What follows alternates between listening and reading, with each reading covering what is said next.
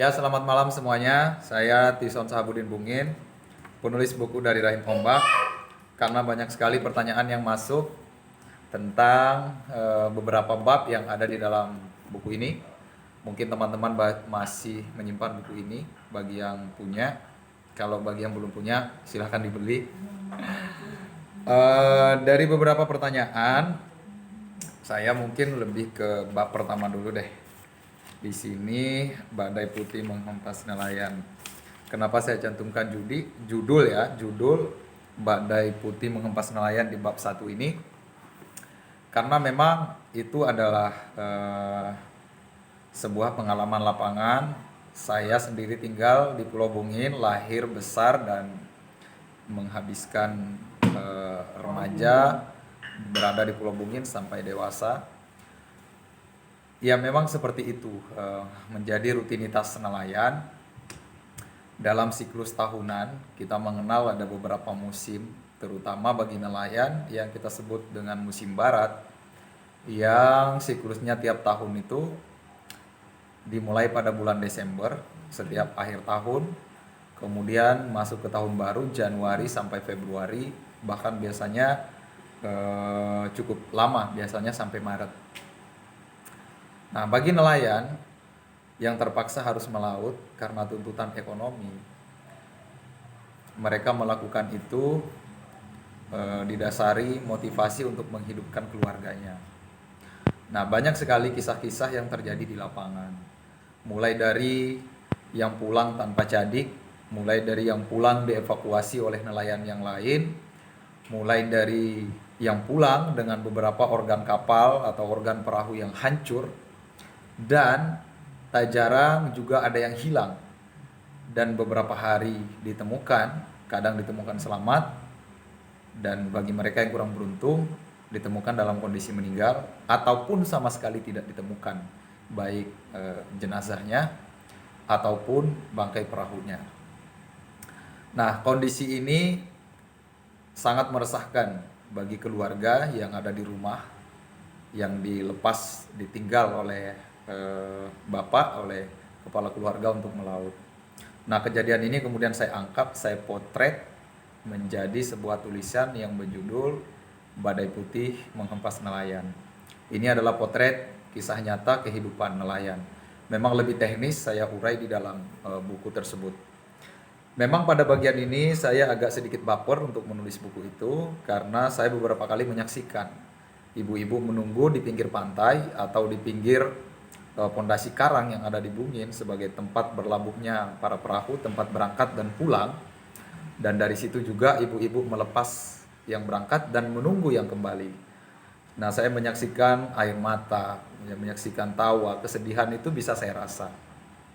Nah, pada bagian ini saya menjelaskan lebih teknis seperti apa badai putih itu. Badai putih itu merupakan kombinasi antara angin yang bertiup kencang, kemudian gelombang yang membuncah pada gelap malam yang bergemuruh menghantam nelayan. Nah, bagi perahu yang tidak cukup seimbang atau pada posisi yang tidak pada posisi kalau sebagai orang belum posisi kuda-kuda, belum memposisikan diri untuk menunggangi ombak tersebut, maka dia akan terbalik. Ketika terbalik, maka terbuanglah sarana-sarana yang ada di kapal dan bahkan perlengkapan-perlengkapan seperti lampu, alat-alat memasak, bahkan alat tangkap, jaring, dan lain-lain. Nah, di beberapa kisah memang ada yang cukup menyakitkan. Pada saat kakinya terlilit oleh jaring, di mana jaring tersebut memiliki pemberat, kadang yang terbuat dari kerang trapesium, kadang dari batu, kadang dari timah, kadang juga dari beberapa bagian potongan besi. Nah, pemberat ini tidak akan seimbang oleh kekuatan manusia untuk berenang, untuk menariknya kembali ke permukaan. Nah, sehingga ini merupakan bencana bagi mereka. Nah, selain itu, alangkah cukup menyedihkan, saya kembali lagi menyaksikan kesedihan itu.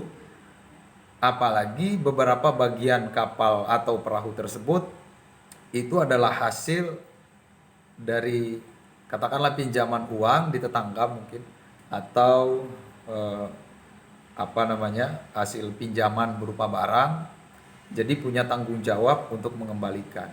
Sementara perahu ini adalah satu-satunya milik nelayan, sehingga beban moralnya cukup tinggi. Ketika ini dihantam oleh bencana berupa badai putih, maka ini memiliki tekanan psikis yang cukup kuat ya, karena tidak akan bisa melaut lagi, mengurangi produktivitasnya. Nah, kenapa badai putih yang menghempas nelayan ini? Karena memang setiap tahun akan selalu ada cerita. Itu bagi yang melaut. Bagaimana dengan mereka yang ditinggal di rumah?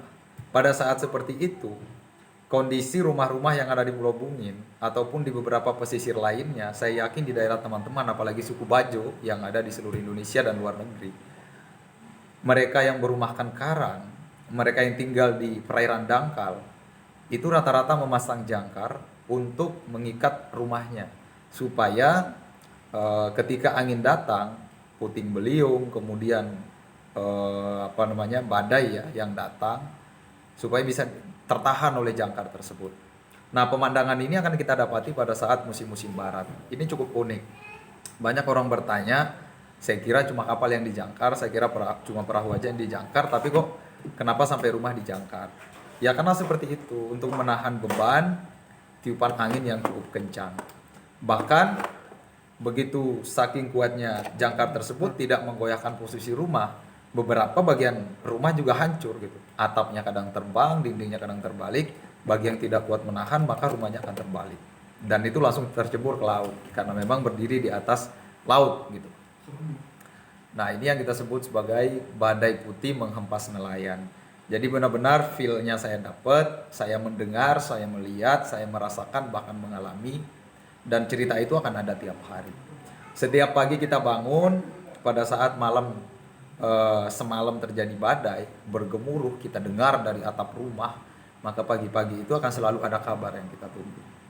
Apakah kabar dari mereka pelaut yang hilang, ataupun yang perahunya hancur, dan ataupun mereka yang rumahnya dilibas oleh badai tersebut, itu akan selalu ada cerita.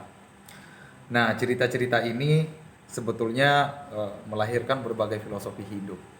Makanya dulu nelayan-nelayan kita pada saat musim badai seperti itu, pada musim barat tersebut, mereka justru tidak melaut, bukan karena takut, tapi pertama mereka menyimpan tenaga, mereka gunakan untuk mereparasi perahu. Kemudian mereka gunakan juga untuk membuat perahu cadangan, bahkan digunakan juga untuk memperbaiki rumah. Nah, dari situ mereka bisa berkumpul di satu pulau. Di satu pulau itu adalah tradisi ngalingan namanya. Tradisi ini mereka bertamu dari rumah ke rumah, memperkenalkan sanak famili, dari anak, cucu, istri, dan lain-lain. Maka rantai keluarga itu akan ketemu sehingga mempererat ketahanan sosial. Nah, memang ada positifnya, ada negatifnya juga gitu. Nah, tapi yang namanya pelaut itu tidak boleh takut kepada badai ya. Karena situasi seperti ini justru melahirkan kreativitas, melahirkan rancangan kapal yang tahan akan badai, melahirkan rancangan lambung kapal yang bisa memiliki daya jelajah yang cukup kuat meskipun menunggangi ombak yang membuncah gitu. Nah, hal-hal inilah yang melahirkan kreativitas. Nah, beberapa alat ini kita simpan di Museum Nelayan, juga terekam dalam sebuah syair yang kita sebut dengan Iko-Iko. Nah, badai putih menghempas nelayan ini, banyak anak-anak yatim menjadi yatim pada musim-musim seperti itu. Banyak ibu-ibu menjadi janda pada musim seperti itu. Dan banyak pula, tak jarang para ibu-ibu juga lebih sayang kepada suaminya karena melihat perjuangannya. Nah, anak-anak muda yang terbentuk dari badai seperti ini, kalau dia menerjemahkan dalam kehidupan, maka dia akan lebih tangguh mengarungi kehidupan gitu. Sebagaimana seorang ayah yang tangguh mengarungi dan menunggangi ombak, maka ombak-ombak lebih besar itu adalah ombak kehidupan. Ombak kehidupan ini harus senantiasa diarungi. Bukan kita harus takut sebagaimanapun besarnya ombak, tapi seberapa canggih kita merancang kapal yang tahan akan ombak, yang memiliki daya jelajah, yang bisa manuver, yang bisa berkecepatan pada saat ombak, yang bisa berbelok pada saat arus kencang dan lain-lain. Itu semuanya lahir dari rahim ombak itu sendiri. Nah, pada kehidupan yang nyata secara filosofis, anak-anak muda itu dirancang untuk bisa tangguh menghadapi kehidupan.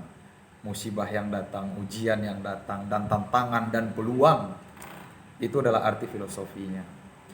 Ombak-ombak beriringan itu ya seperti musibah dan ujian yang datang, untuk senantiasa harus diarungi dalam kehidupan yang dicerminkan dan dilatih melalui ombak-ombak yang ada di laut. Nah, berarti setiap ada badai yang datang akan selalu ada hikmah yang ada di belakangnya. Dan setiap ada gelombang yang bergemuruh, itu pasti akan melahirkan jiwa-jiwa yang tangguh. Nah, itu pada bab badai putih menghempas nelayan.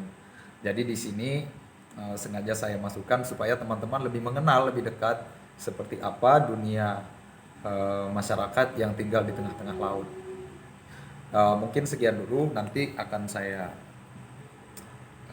jelaskan lagi pada bagian-bagian bab-bab berikutnya sesuai nanti kolom komentar yang ada di video yang yang diupload pada video ini. Sebetulnya cukup banyak. Sebetulnya saya juga mau cantumkan video-video lapangan, cuma saya belum sempat karena banyak yang mention untuk menjelaskan tentang buku-buku isi dari buku dari Rahim Ombak ini. Sekian dulu teman-teman, terima kasih. Assalamualaikum warahmatullahi wabarakatuh.